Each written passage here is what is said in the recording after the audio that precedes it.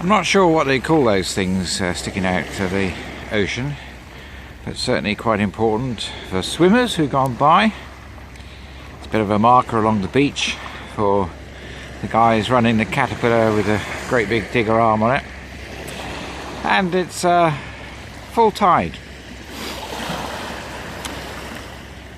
Perhaps one of the indicators that we're going to be turning the tide is when there are no ships anymore out in the harbour. There's one there just starting its engines, perhaps to move off and do a bit of exercise, as it were. And in this time of certainty and uncertainty, what is definitely true is that the amount of certainty is increasing.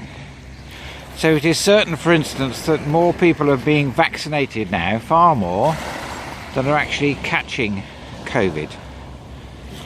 Hospitals and sadly deaths will lag behind that, but the tide is turning. And one of the fascinations of the Christian story is when everything seemed to be an utter disaster and Jesus was hung on a public gallows, a bit like putting a crossbeam on that thing out there, and humiliated, and it seemed a complete waste.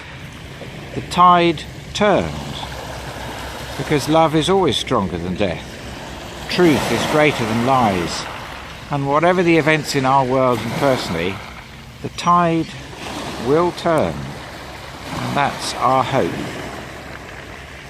Whoa, look at that, the tide's gone out, and so some of the ships juggle around in different positions, and seagulls come out to welcome us.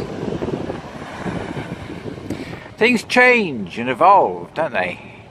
And just as the pattern and rhythms of life are around, so we go through periods of frustration.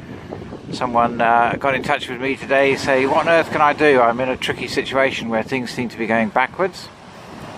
And I said, well, perhaps in this case, keep your head down for a bit, and we're all being invited to keep our heads down for a bit. Frustrating though it might be, there are fantastic opportunities. And St. Paul, I keep coming back to St. Paul, amazing guy. He said, whatever's good, whatever's true, whatever's lovely, whatever's just, feast on these things.